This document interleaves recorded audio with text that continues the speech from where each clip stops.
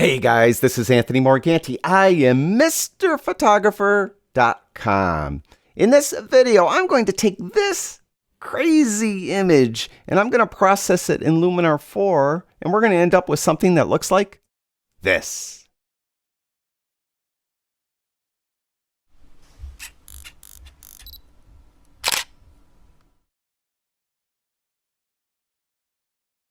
We're going to be working on this image. As you can see, it's a very high dynamic range scene.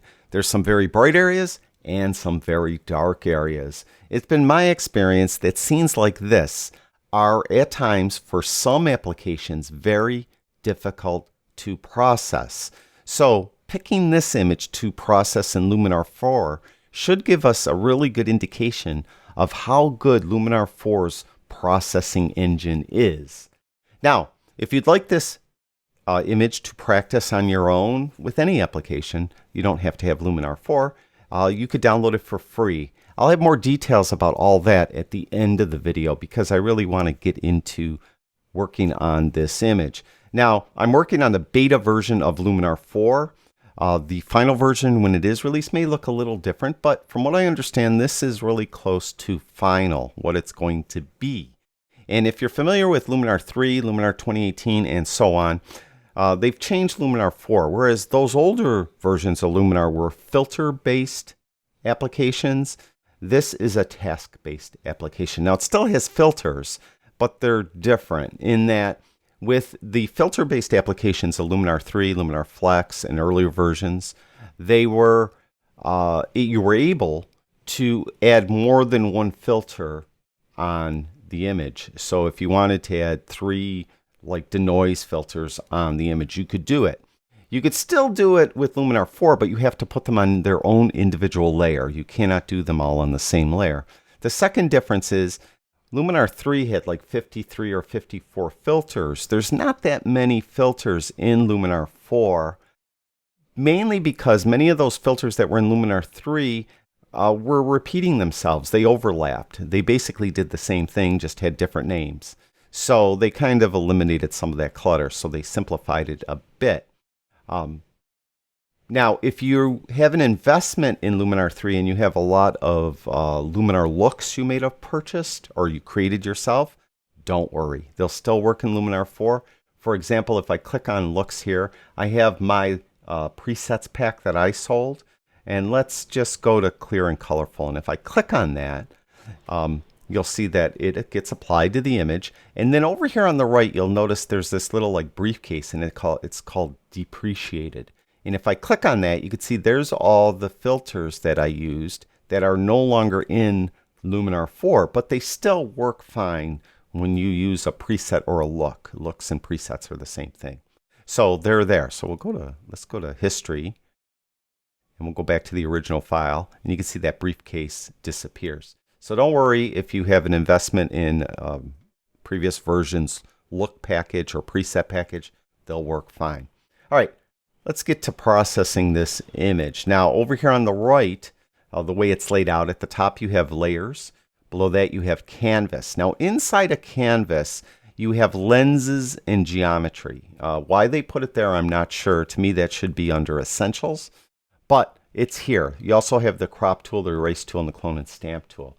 Now in this case, we definitely want to, correct for lens distortions. So we're going to check all 3 of those boxes there.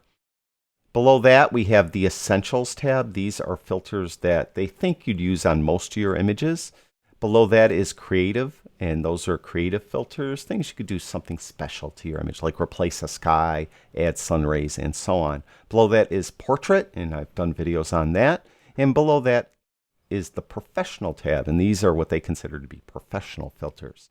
But we'll start out up here in the Light, or the Essentials tab with the Light filter. Now I could try to do this quickly and go right to AI Enhance and just like move these sliders to the right and be done with it. But I don't want to do that. I want to show you how to process this in the more conventional way. So we're going to go to the Light. And what I tend to do is I look at what does my image need most, and I jump right to that slider. In this case, the shadows are super dark. So I'm just going to jump to shadows right here. I'll move that to the right. Matter of fact, I'm going to move that all the way to the right. We'll go to highlights and maybe just pull those down just a little bit.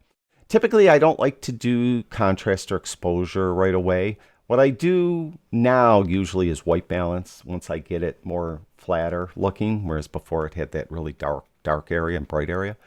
Um, White balance really isn't bad, but usually what I'll do is I'll get the eyedropper and I'll click on something white in the scene, like a white cloud, and see what it does. And I don't like what it did there, so we'll go to something less white.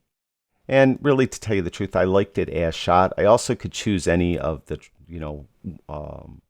these in this drop down, like cloudy, that's in my camera. I could have had my camera set to cloudy, and this would have been the result I got. But I'm just going to leave it as shot. I think that's fine. Now, down here in advanced settings is the tone curve and the white and black sliders. Now, with previous versions of Luminar, you were able to hold in the Alt or Option key. It's Alt if you have PC, Option if you have Mac. Click on these, and in the case of whites, the entire screen would turn black. And then as you adjusted it, you'd see white start to bleed through. It's not working on my beta version. Now, whether or not it will be in the final version, I don't know. If it isn't, there's a workaround. Hit the J key. Those are the clipping indicators. I just hit the J key. Now they're turned on. And if I move whites to the right, you'll see there's some red coming through. That means I'm clipping the red. Or I'm clipping the whites. I'm sorry, clipping the highlights. And when you clip the highlights, that means there's no detail there. And usually you'd like to have detail. So I just back that off till all that is gone. Now, with shadows or blacks, if I move that to the left, you'll see blue will start to come through. That means I'm clipping the shadows. Again, if you're clipping the shadows, no detail at all. Usually you want some detail. Typically, I like to clip the shadows just a little bit. So I'm just going to clip them just a little bit. So there's a tiny bit of blue there. Then I'm going to hit the J key to turn those clipping indicators off. So I'm done with the light filter. I'm done there. I'm going to jump down to color. And I'm going to add some saturation. Just a little bit. There's no color cast to work with or worry about, no vibrance. What I am going to do is I'm going to go to the yellow here. And I'm going to make the yellows brighter. So I'm going to move luminance to the right. And you can see the grass around the pond is getting brighter and a little bit in the trees. And the trees are kind of dark. So I am going to go to green. And I'm going to go to luminance there. And bring those trees, make those a little brighter as well. So bring that green up. I think I'll go to blue now, and I want the blue sky a little darker. So I'm going to go to luminance and just pull it down. So I'm not doing anything except affecting the luminance values of yellow, green, and blue. I turned yellow and green up, and I turned blue down. So I think that looks pretty good. I usually like to do detail towards the end. I like to do noise around now, so get rid of noise. And usually I go like to a whole number, like when I say whole number, I mean like 40, 50. And if it reduced noise, then I'll try 30. And if there's still noise there, I'll split the difference and go in between to 35. And I'll keep drilling down like that until I think the noise is reduced the way I like it. And I think that looks pretty good. There's no color noise. Now, if I go to advanced settings, there's just a boost slider there. And that just kind of magnifies everything a little more. So I think I'm good there. Now, landscape enhancer, there's a few sliders here to talk about. Dehaze, I usually like what dehaze does. It's kind of like it gets rid of a little of the haze. Golden hour, I want to add that a little bit, just a tiny bit. Now, foliage enhancer for me usually is a little bit too heavy-handed, especially if I use golden hour. You see how it's just kind of making everything a little bit too radioactive looking. I'm going to bring even golden hour down a little bit. Under advanced settings, you can see there's a foliage hue slider. So when you use the foliage enhancer, you could change the kind of the hue of the slider. So with that, and we'll go to vignette at last, but I'll go to details now. And typically, I kind of like to be zoomed out for details, unlike some for a landscape image. If I was doing macro or something, I'd zoom in. Or doing like a photograph of an insect or something where I want some detail, or even a flower. But I like to be zoomed out on a landscape image. I think all that's a little too heavy. Bring that down. Go to sharpen a little bit. Advanced settings, details protection, I don't need to worry about, or masking, nothing there. I think that's fine. Now you notice there's like sliders in Luminar 3, Luminar 2018, an individual filters for this, and they sometimes hide it. Like, for instance, in light, there's a tone curve in the light tab, whereas in Luminar 3, Luminar 2018 and such, there's a separate filter. So you can see the filters, a lot of them are there. They're just like combined with other filters. So I think I'm done there. We'll go to the Creative tab, and Dramatic tends to sometimes make it look too HDR-y. So I'm not going to do anything there. But then it's always good to look at advanced settings and see if you're missing anything that you might want to, that you might have used regularly in Luminar 3. It might be under one of those advanced settings. Let's go to Mystical, see what that does. It's kind of a new one.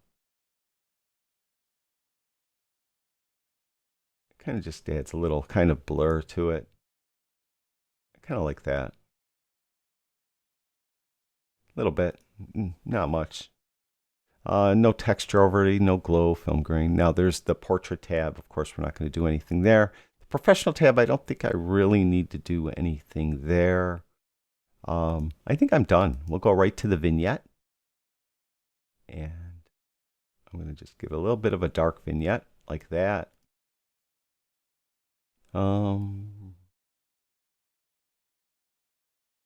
I think just like that, and that's good. So that's my image processed as quickly as I could while talking about it. There's before and there's after. There's before and there's after. Now I mentioned you could have this image for free. In the description below this video, there'll be a link. You could download it. When you download it, if you'd like to participate in what I call Photo Challenge, this is maybe the third or fourth one, process it in any application you'd like. Follow me on Instagram. I am at Anthony Morganti on Instagram, and I'll have a link to that in the description below the video as well.